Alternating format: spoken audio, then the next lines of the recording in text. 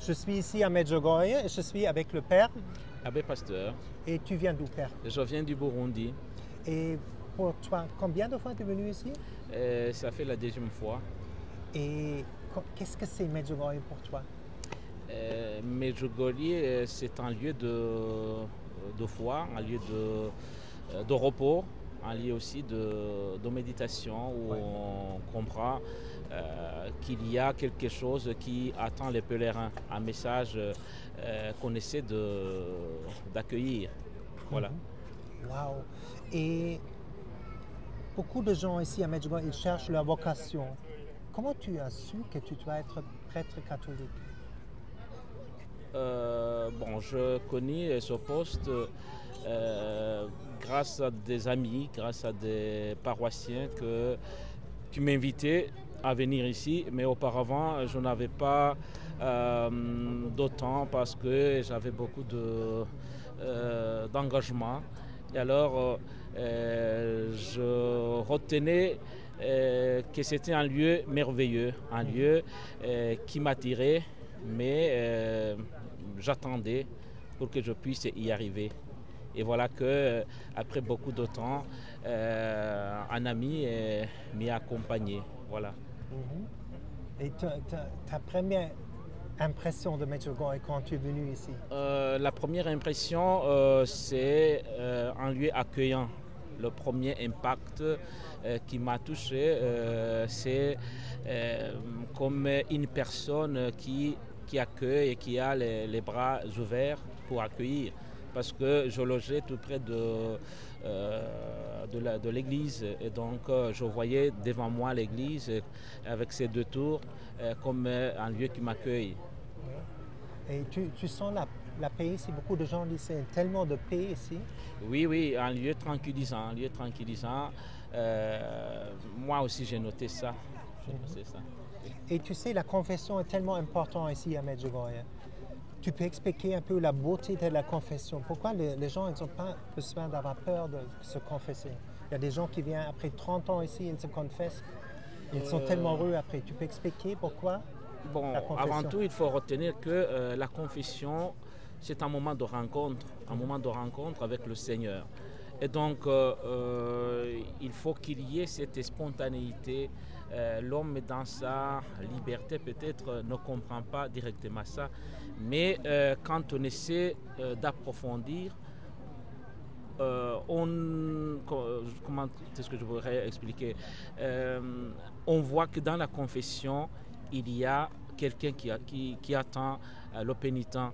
Et donc, après beaucoup de temps, quelqu'un peut penser que ce temps passé peut être un empêchement, mais ce n'est pas ça, parce que Dieu ne regarde pas le temps qui est passé sans que personne ne se confesse, sans que ses fils se confessent, mais il regarde le pas qui vient d'être accompli.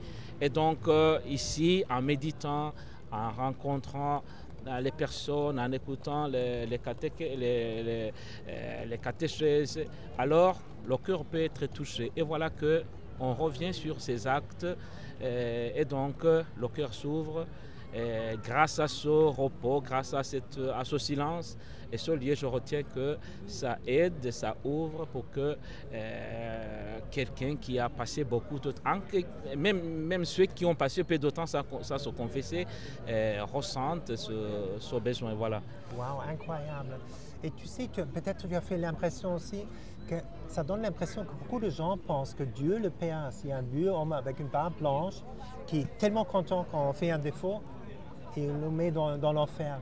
Mais Dieu le Père n'est pas comme ça. Comment il est vraiment Dieu le Père? Tu le connais? Dieu est amour. Donc, il faut aussi mettre dans sa vie ce concept d'amour de Dieu qui embrasse ses fils. La révélation que nous avons, c'est que Dieu s'est montré en Jésus-Christ comme un Dieu amour, un Dieu qui est patient, qui est compatissant. Donc, si nous retenons ce que nous dit l'évangéliste Jean dans le prologue, Dieu, personne ne l'a jamais vu, mais le Fils de Dieu qui est dans le sein du Père, c'est lui qui nous l'a révélé. Et donc, le visage qui nous est transmis, voilà, c'est le visage d'un Dieu amour. Et donc, il faut faire l'expérience de ce Dieu amour dans son Fils Jésus. Exactement. Dieu est juste, c'est simple, amour. Et le chapelet est tellement important ici. On apprend à vraiment prier le chapelet ici. Padre Pio a dit c'est l'arme de notre temps. Le chapelet, on peut gagner la biencheté avec le chapelet, avec la prière et avec le jeûner. On peut arrêter des guerres mondiales, des guerres. Tu peux expliquer pourquoi le chapelet est tellement fort, cette prière? Donc, si on prie le chapelet, on revient sur la vie de Jésus, la vie de Marie. Et il y a justement cette salutation que l'ange donne à Marie. Et donc, dans cette prière, on est avec Marie. On accueille le message du salut, on accueille, donc Marie nous introduit dans la rencontre avec son Fils. Et donc, en méditant le chapelet, on médite sur la vie de Jésus, sur les mystères, sur la voie du salut. Et donc, si on se laisse conduire dans cette prière, justement, il y a des attitudes humaines qui sont abaissées, surtout l'orgueil, la tentation de vouloir être au-dessus des autres. Marie nous enseigne l'humilité, nous enseigne donc comme une mère qui éduque ses fils. Et donc je crois que le chapelet devient ce dialogue permanent avec une mère et quelle mère nous donne une clé de lecture pour être vraiment les fils de Dieu. Et donc ça devient, je dirais, une arme puissante pour guérir dans sa vie, mais aussi recevoir une mission. Parce qu'en priant le rosaire, en priant le chapelet, on devient messager. Je dirais, on redécouvre sa propre vocation. Parce que appelé à être fils dans l'office, et donc avec Marie, on est bien. Voilà. Et on dit dans notre foi, quand nous sommes bien confessés, quand on a passé à la confession, nous sommes dans l'état de grâce et on peut aller à la communion, recevoir l'Eucharistie. Ça donne l'impression que beaucoup de gens ne savent plus qu'est-ce que c'est l'Eucharistie. Tu peux expliquer un peu l'Eucharistie?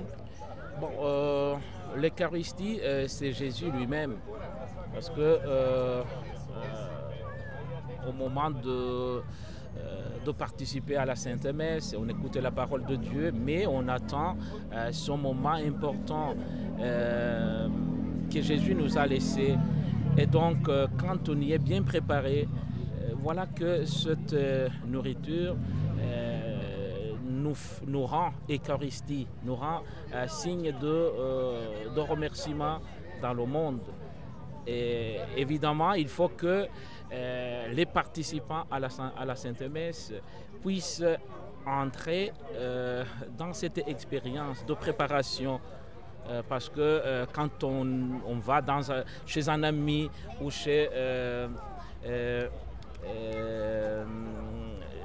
dans une famille, on est invité, mais on n'y est pas bien préparé.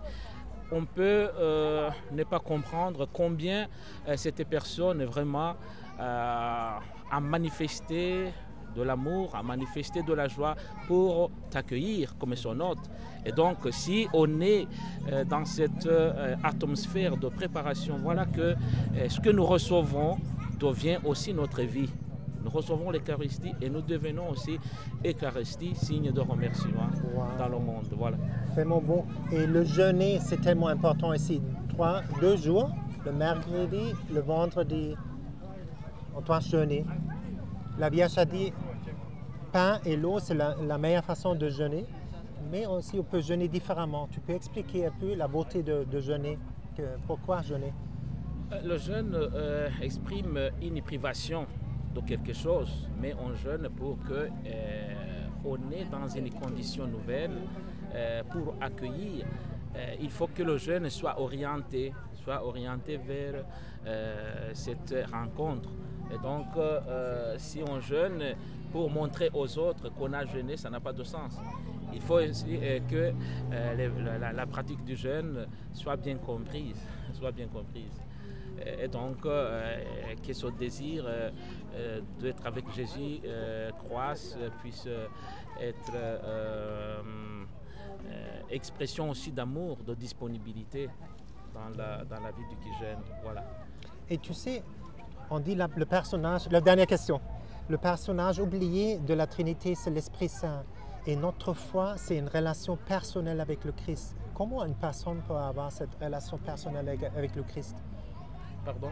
Comment peut avoir une relation personnelle avec le Christ? C'est le centre de notre foi.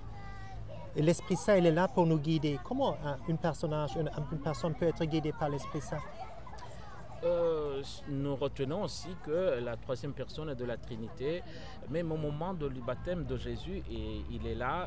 Donc le Saint-Esprit se manifeste, il donne un message. Donc quand on dit tu es mon fils, en toi je trouvais la parole en français.